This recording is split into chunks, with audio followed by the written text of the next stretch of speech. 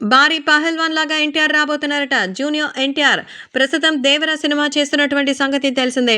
ఇప్పటికే 'దేవర' సినిమా నుంచి వచ్చిన గ్లిమ్స్, అలాగే ఆ గ్లిమ్స్‌కి సంబంధించినటువంటి మరి టీజర్‌లో నిజంగా ఎన్టీఆర్‌ని చాలా కూల్‌గాను, చాలా చాలా మాస్ లుక్‌లోనూ కల్పిస్తున్నాడు. సో, నిజంగానే ఈ సముద్రం కత్తుల్ని, నెత్తురుని ఎక్కువ చూసుంటది. అందుకే దీన్ని ఎర్ర సముద్రం అంటారని ఎన్టీఆర్ చెప్పిన ఆ సోలో డైలాగ్‌కి వైబ్రేషన్ థియేటర్‌లో అయితే పగిలిపోతోంది. అయితే జస్ట్ ఒక్క సీన్‌కే అలా ఉంటే ఇంకెలా ఉంటుంది? అందులోనూ ఇందులో జూనియర్ ఎన్టీఆర్ డబుల్ యాక్షన్ అన్నారు. మరి 'దేవర' సినిమాలో జూనియర్ ఎన్టీఆర్ ఒక క్యారెక్టర్‌లో పైల్వాన్ లాగా కనిపిస్తారట. జూనియర్ ఎన్టీఆర్ ఇలాంటి మాస్ క్యారెక్టర్స్‌కి చాలా బాగా సెట్ అవుతారు.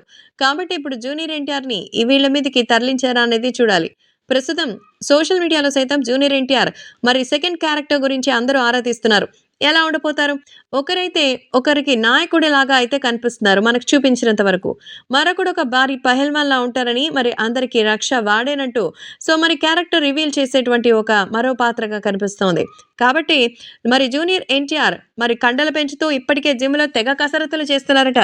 మహాబలుడిలాగా ఆయన ఇందులో ఒక క్యారెక్టర్‌లో కనిపించబోతున్నారంటూ కొన్ని ఊహాగానాలు వినిపిస్తోంది. అదే కనుక నిజమైతే ఇక రచ్చే.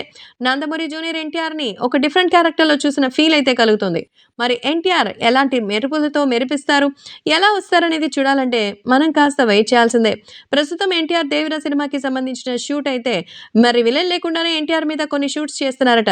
అంతవరకు ఎన్టీఆర్‌కి కొంత గ్యాప్ కూడా సినిమా నుంచి ఇచ్చినట్టుగా తెలుస్తోంది.